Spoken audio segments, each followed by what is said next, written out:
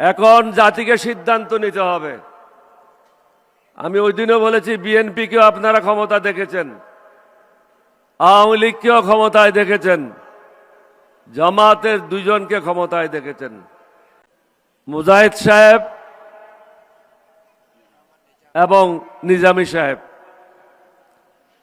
2008 সালে আমরা কয়েকজন ছাড়া, নিজামী সাহেব ছাড়া, আলী হাসান, মুজাহিদ ছাড়া বাকি সবাই দুর্নীতির দায়ে জেলে আবদ্ধ ছিল। আজকে দেশের কি অবস্থা?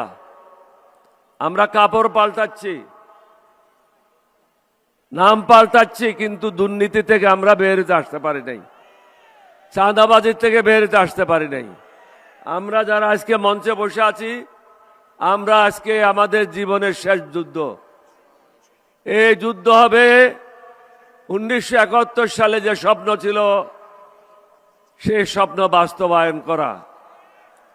ভারতের দাসত্ব মুক্ত বাংলাদেশ, চাঁদাবাজ মুক্ত বাংলাদেশ, দুর্নীতি মুক্ত বাংলাদেশ, যেখানে গরিব ধনীর মধ্যে বিচারের কোনো পার্থক্য থাকবে না। এখন একটা বড় লোক থানায় গেলে তাকে আদরের সম্বর্ধনা জানিয়ে ভিতরে নেওয়া হয়, গরিবকে বাইরে রাখা হয়, কারণ সমাজে ইনসাফ নাই। আমরা যারা এখানে আছি, আমরা ওয়াদাবদ্ধ, নতুন বাংলাদেশ আমরা আপনাদেরকে উপহার দিতে চাই। সমগ্র জাতিকে চিন্তা করতে হবে। আজকে যারা আমাদের বিরুদ্ধে আছে, তারা দিল্লি সেবা দাস হিসাবে নিজকে পরিচিত করেছে।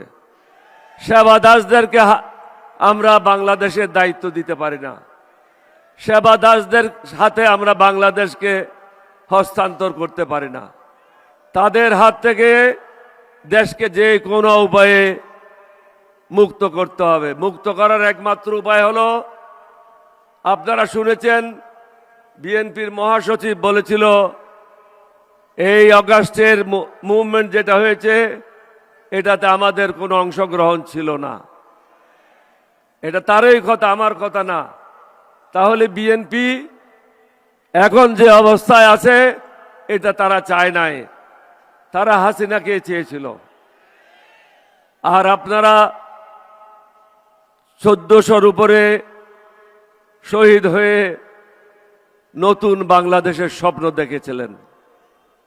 সে স্বপ্ন বাস্তবায়ন করার জন্য প্রয়োজন ইনসাফের সমাজ। তাই আমি সমগ্র জাতিকে একজন মুক্তিযোদ্ধা হিসেবে অনুরোধ করব।